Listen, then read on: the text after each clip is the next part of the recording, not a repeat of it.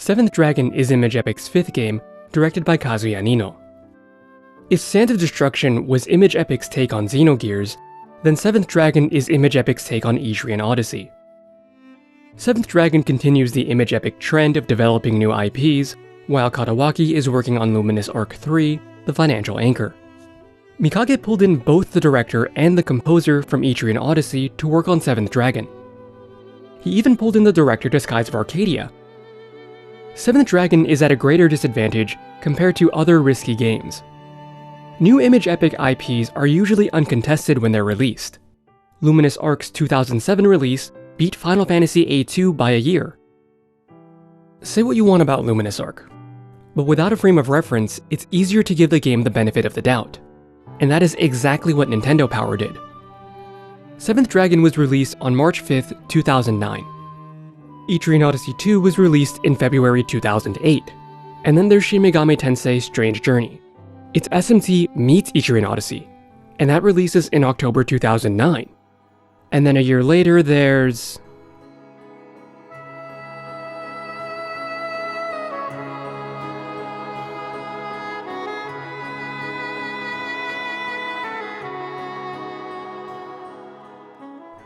In other words, Seventh Dragon has to rely on a different way to get sales. So for this review, I'm going to compare Seventh Dragon with respect to Etrian Odyssey and Strange Journey. I don't think reviewing Seventh Dragon in a vacuum is meaningful, especially if this review goes over every Image Epic game. I think it's important to talk about how we, as consumers, view Image Epic, and how Image Epic games portray Mikage as a businessman. There's a reason why Image Epic fans cry about Seventh Dragon, and why Time and Eternity is conveniently ignored. There's a pattern starting with Luminous Arc 2, but Sand of Destruction and Seventh Dragon confirm this pattern as a business strategy. Image Epic no longer has the element of timing with its games.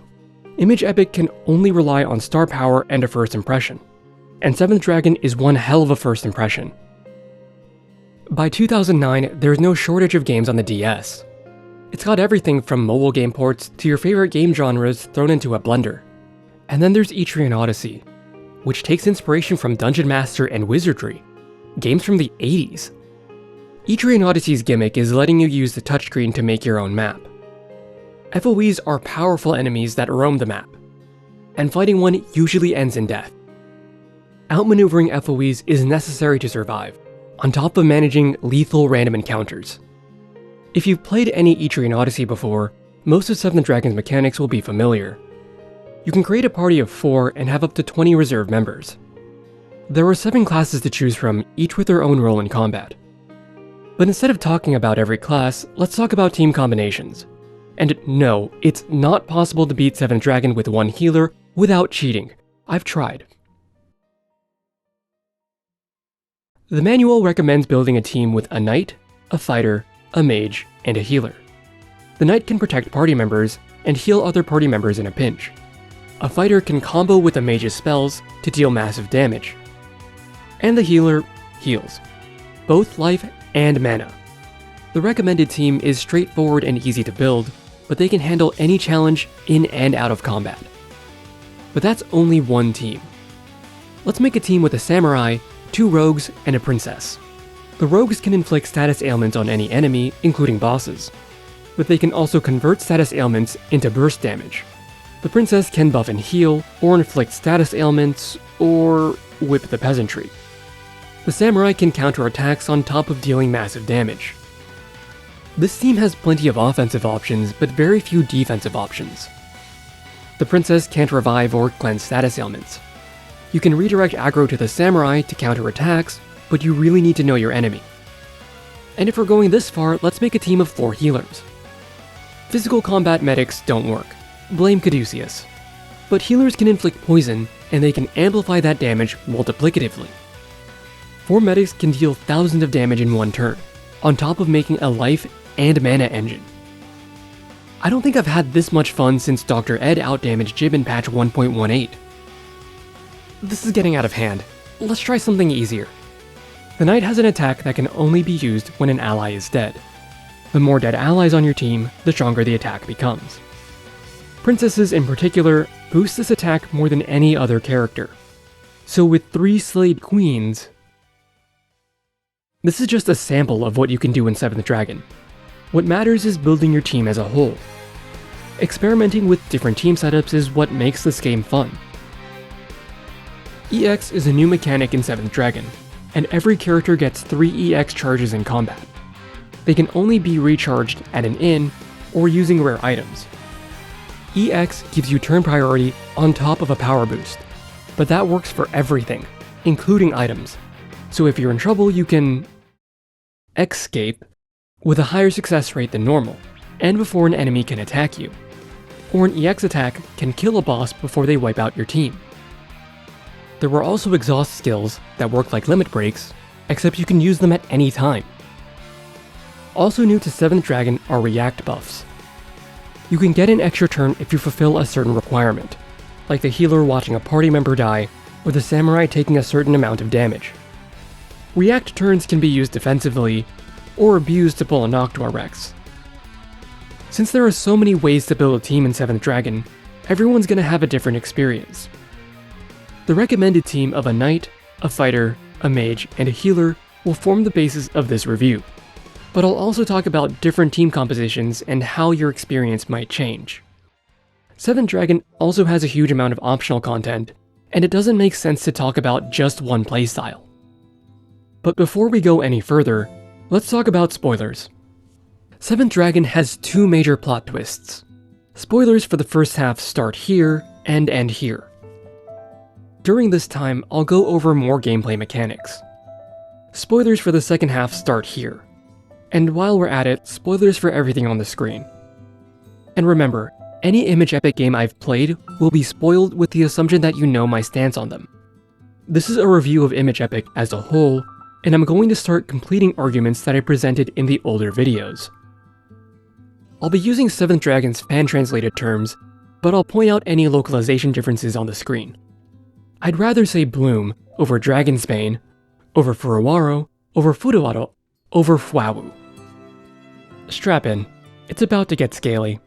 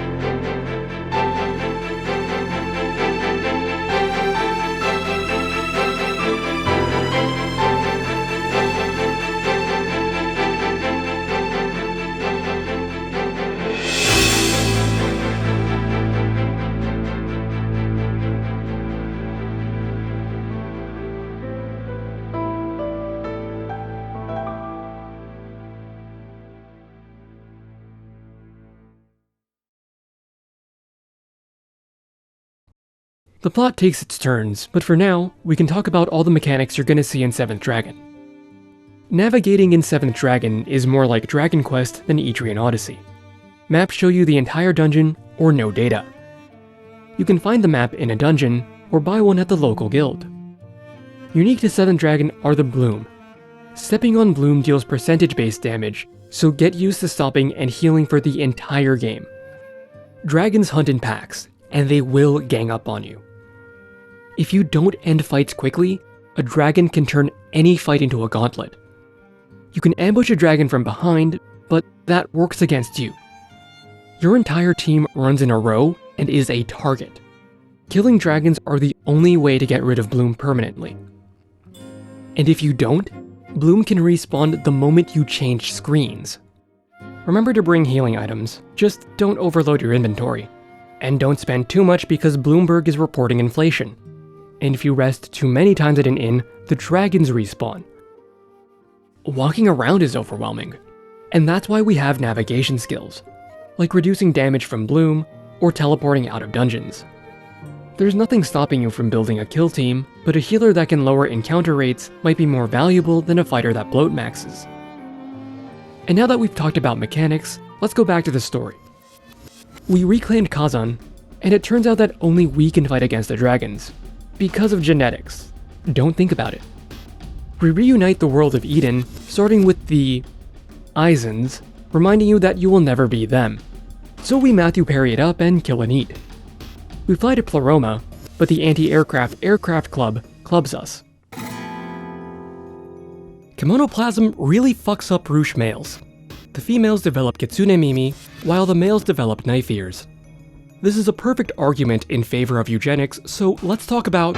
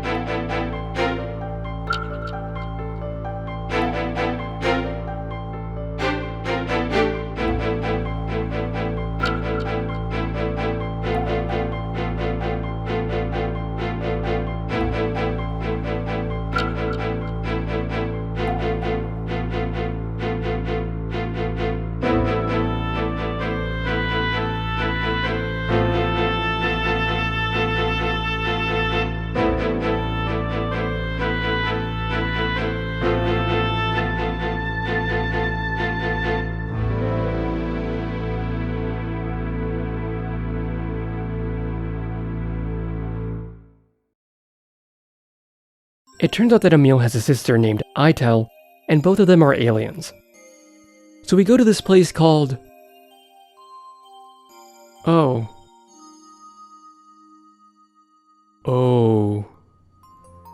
Dragons only eat civilized societies, and we're civilized because Emil has the Dragon Mondai no Saishuuteki Kaiketsu.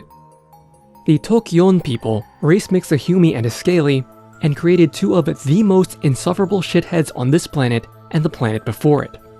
One is a man succumbing to both his reptilian brain and his CRISPR-Cas reptilian brain, and the other is Ital. We imbue warrior spirit into the Dragon Slayer, say goodbye Volcano High, and then climb the Tokyo Tower, I mean the Crimson Tower.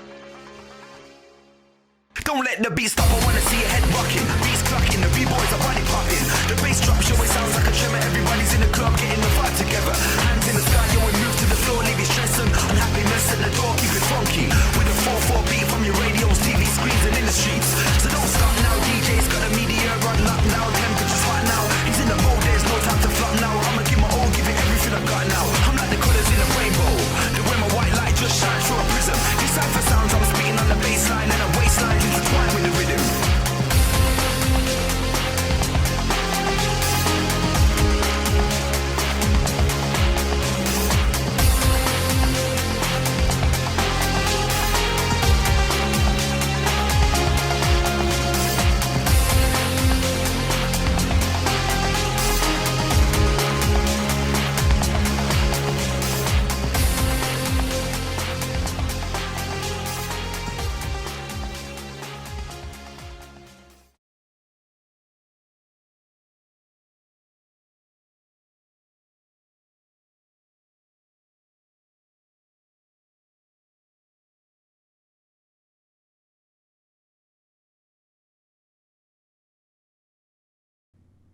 The story of 7th Dragon is longer than Etrian Odyssey, but shorter than most Image Epic games. The story is so out of the way you can summarize it as, my planet isn't a car, you scaly fucks. We'll talk about that later. There is no New Game Plus, but there is a post-game. Every enemy, including Nyara, comes back to haunt you. Neck Deep gives us another sequel hook and slightly different credits. After 5 games, we can see different directorial styles within Image Epic. Mikage is still learning everything he can. He's juggling multiple games across different genres. His games range anywhere from borderline shovelware to genuine attempts at something new. Kadawaki used Luminous Arc 2 to learn from Luminous Arc 1, and mostly improved on broken mechanics. Likewise, Nino used 7th Dragon to improve on the shortcomings of Etrian Odyssey 1. 7th Dragon gives you more flexibility in battle than any other Image Epic game so far. Let's look at Dead Black, the second major boss. Dead Black's gimmick is instantly killing anyone with less than 60% life.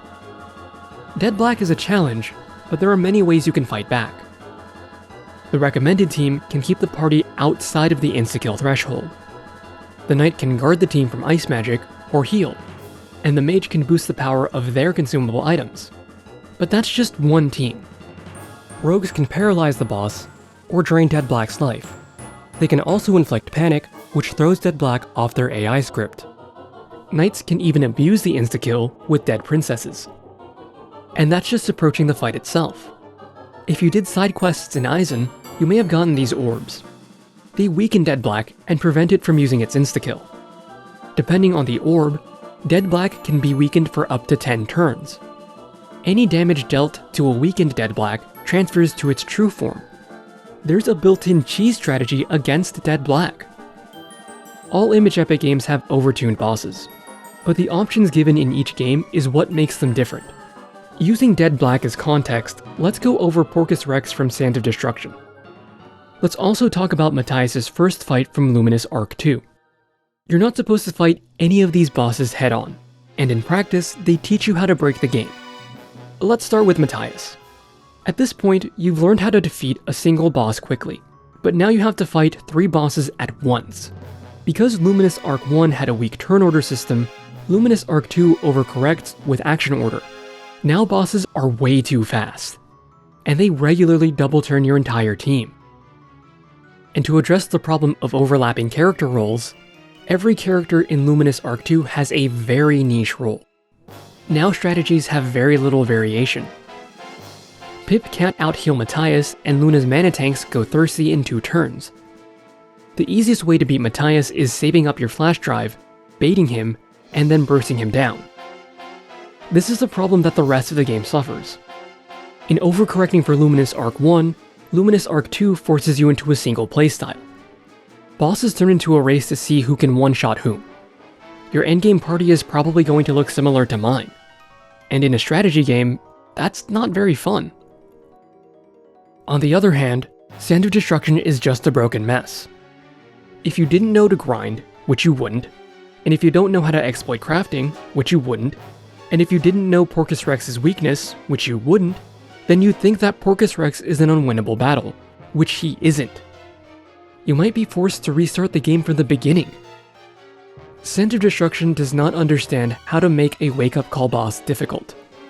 All they knew was that there needed to be a difficult early game boss because that's how you make a great RPG. But the resulting difficulty spike is so sharp that it can softlock the audience that Sand of Destruction was trying to appeal to. But in 7th Dragon, a solution is always within reach. The entire game is built around giving the player choices. And it's not just fights.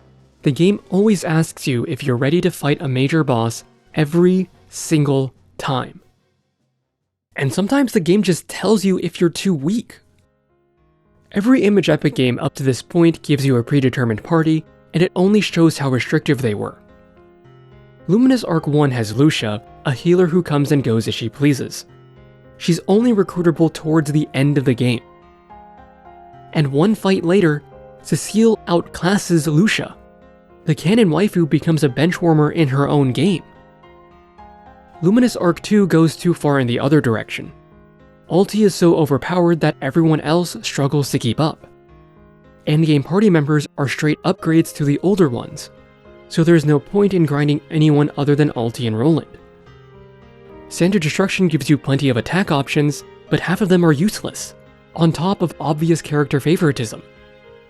That said, it's easy to get wrapped up in Image Epic's past that you ignore 7th Dragon's flaws. Dying in 7th Dragon is brutal, especially in the early game. And in general, the early game is extremely difficult. The random encounter rate is very high, and you're probably going to die more often than not.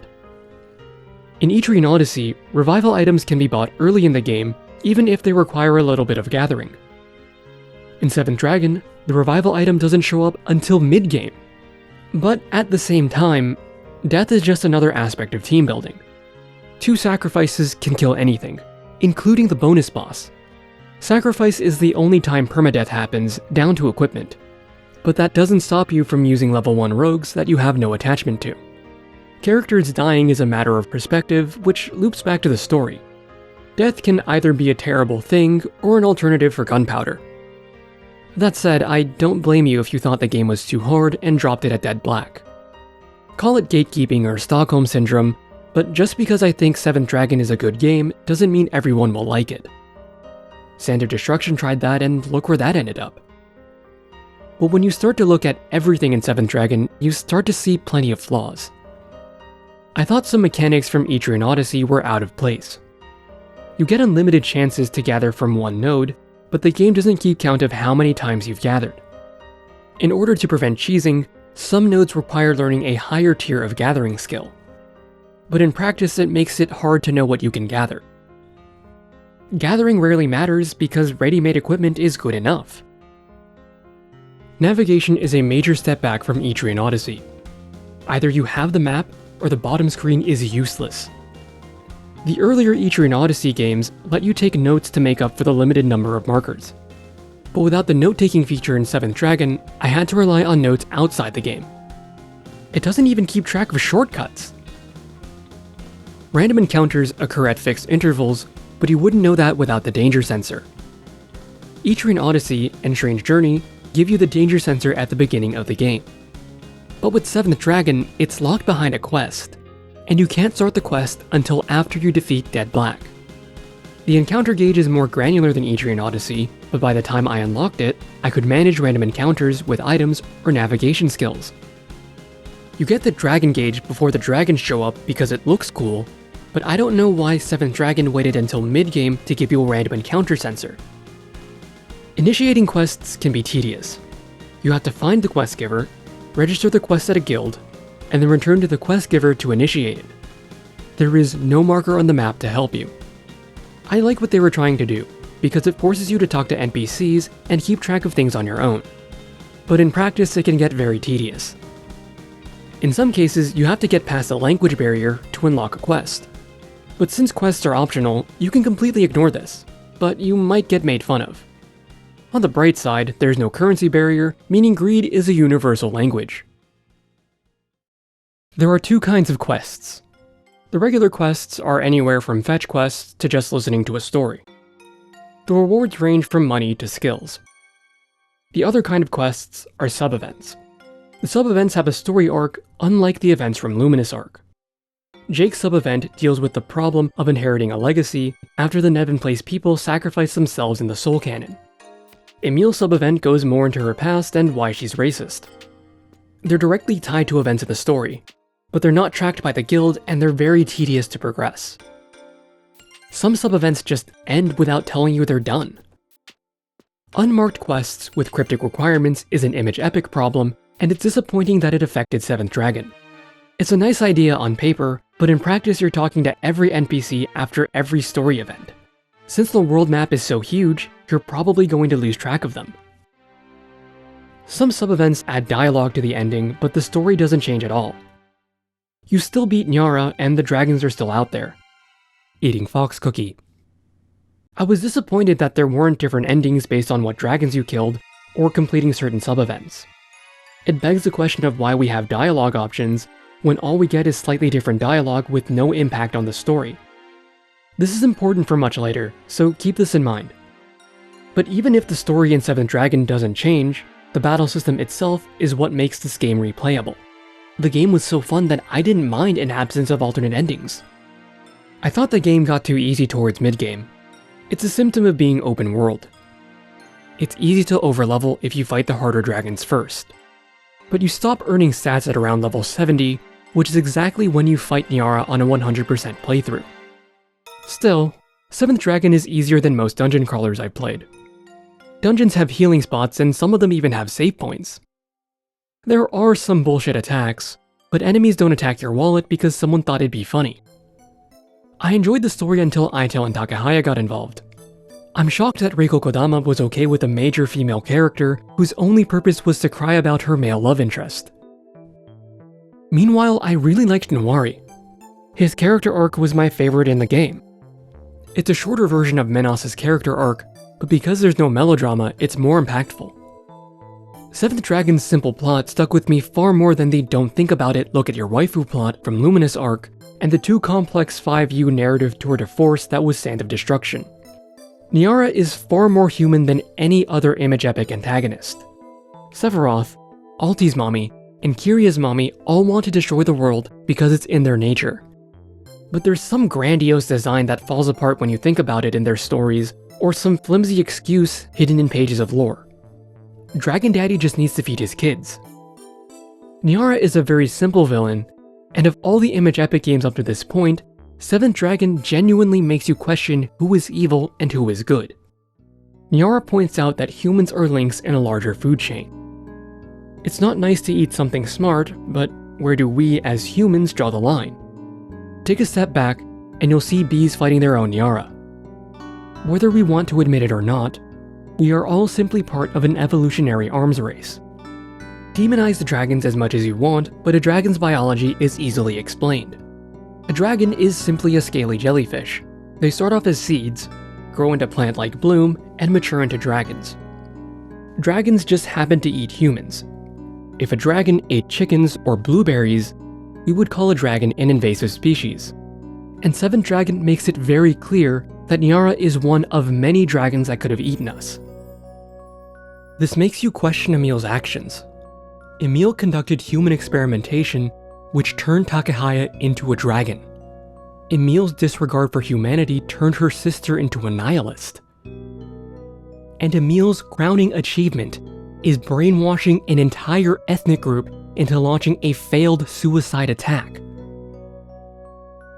And throughout the entire game, Emil refuses to admit any wrongdoing. The dragons end up being more human than a little girl. And what may have helped was a lack of voice acting. 7th Dragon is one of 2 Image Epic games without voice acting. And I want to be clear, a lack of voice acting is not a flaw. It worked for the one game that got Mikage into making video games, and it works in 7th Dragon. Other DS games can tell a good story without voice acting. Some localizations skimp on voice acting for dubious reasons. I talk about voice acting in games to make a point for Image Epic as a whole. Voice acting is one of many things that contribute to a good game. But a good performance only makes a good game better. I'm a soldier too. I know those feelings of powerlessness, frustration that you feel every day. You've tried to play the Boy Scout out there in Alaska, but you can't race dogs in the snow forever. Why don't you come back to us and be a soldier again? You think my life is some kind of a joke? Snake, I just want to give you back your purpose in life. And sometimes a voice-acted scene is remembered for the wrong reason. You must recover all the energy immediately, Mega Man. But where is Dr. Wily? That's a good question. We may be able to locate another energy emission from the radar room. When we find that meteor, we'll find Dr. Wily. And since there was no voice acting, the music stood out a lot more. Partway through the game, you can change the music to an 8-bit arrangement.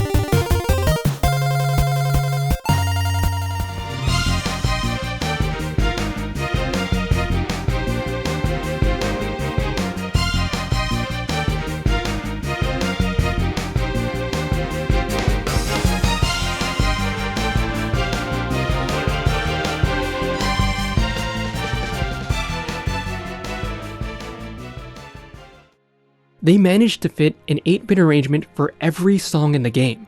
Etrian Odyssey couldn't pull that off without DLC on the 3DS. 7th Dragon has numerous fan arrangements on top of arrangements by Yuzo Koshiro himself. And most of the songs in this review are arrangements. Sadly, a lot of the fan albums are lost to time. They were only physically released at 3M or Comiket. But I've only seen fan albums come from huge games like Chrono Trigger or Toho. The indie music scene is very important, so keep this in mind. Most of the songs in 7th Dragon would end up defining it, and despite the hype around Sand of Destruction, the music only gets a passing acknowledgement from Mitsuda himself. The fan translation is good, but rough. And if you don't like what Pokitax put into the game, he shared his tools so you can make your own. 7th Dragon isn't bug-free, but it's far better than any Etrian Odyssey game because the bugs don't impact gameplay.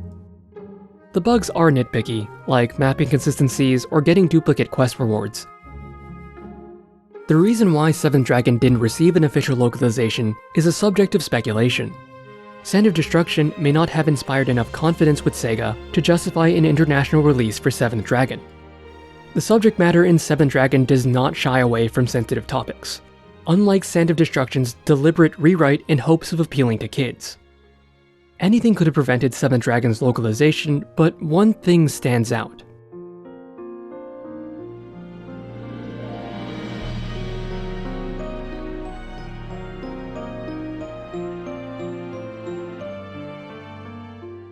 Like I said, this is all speculation, but we'll talk about it soon. No matter what we talk about, I always go back to a single point. 7th Dragon is way too similar to Etrian Odyssey 1. Every class in 7th Dragon is functionally identical to a class in Etrian Odyssey 1. The plot twists are identical, down to the city. Meanwhile, Strange Journey did a better job of integrating Etrian Odyssey into the mechanics SMT games were built on. Exploration is a lot like the early SMT games, but Etrian Odyssey introduces an improved navigation system. Team building is done through demon negotiation and demon fusion, which is an SMT mechanic. Gathering and crafting, which are Etrian Odyssey mechanics, are justified in story and are necessary to survive. FOEs do not wander the map. Instead, random battles are very challenging, which is an SMT mechanic. The story splits depending on your choices, which is an SMT mechanic, and something only Etrian Odyssey did once. Image Epic didn't have that kind of foundation, but copying Etrian Odyssey turned into 7th Dragon's limitation. The mechanics taken from Etrian Odyssey felt out of place, but the original mechanics were well thought out. The bloom damages your health and the economy for the entire game. Team building is much more forgiving in 7th Dragon, and is arguably just as rewarding as Etrian Odyssey 3. 7th Dragon has a skill map, while Etrian Odyssey had to wait till the 3DS to get one. Movement happens in real time, and some dragons are impossible to ambush. Puzzles even test your ability to lure in dragons. Exhaust lets you control the pace of battles far better than boosting or limits. There were so many changes to NPC dialogue, down to the names of the inns and what the innkeepers say to you. The quest system made me want to talk to NPCs. We'd be here for hours if I kept talking about them. The level of care that went into 7th Dragon is indescribable in this review format. It goes without saying that I recommend 7th Dragon in spite of its flaws. 7th Dragon is easy if you like dungeon crawlers, but if you've only played Squaresoft RPGs, 7th Dragon might give you some trouble. Pokitax made 2 translation patches to bridge that gap. One of them is a straight translation with no gameplay changes, but the Merciful patch reduces bloom damage and lowers random encounter rates. But I recommend playing the game without any tweaks. You're not a bloom, are you? And if you don't want to play the game, I highly recommend reading Dr. Fetus's Let's Play on the Let's Play archive. It's an in-depth look at 7th Dragon, including enemy AI patterns, different team setups, links to music, everything is covered. 7th Dragon is a confusing game. 7th Dragon is an Etrian Odyssey with cat ears slapped on it, but you're not wrong if you call it Etrian Odyssey 2.5. 7th Dragon did what Sand of Destruction couldn't. Take inspiration from a well-liked game series and make it a great RPG. Sand of Destruction did everything it could to earn sales, and it's best remembered as a game best forgotten. By comparison, 7th Dragon was so huge it even got gacha figurines. Say what you want about the merchandise, say what you want about the fan albums, the fan works, the porn, anything that Image Epic or Sega can't earn money from. Any game can turn into a cult classic. 7th Dragon is the first Image Epic game to justify a re-release. You want to know the second one? The sequel. When there's a business decision to re-release 7th Dragon, that's going to affect Mikage's mindset. Not as a developer, but as a businessman. And when 7th Dragon didn't get an international release, fans made their own translation, made their own wiki, and even made numerous Let's Plays for it. Luminous Arc may have given Image Epic a foothold, but 7th Dragon earned Image Epic money and a dedicated following. Whether it's the music, the battle system, or even the details, something worked for 7th Dragon. And Image Epic would never let go of the success of 7th Dragon. Sometimes they get close, and those games are fondly remembered. And the next game in the series is what happens when a good game is remembered for the wrong reasons. Until then.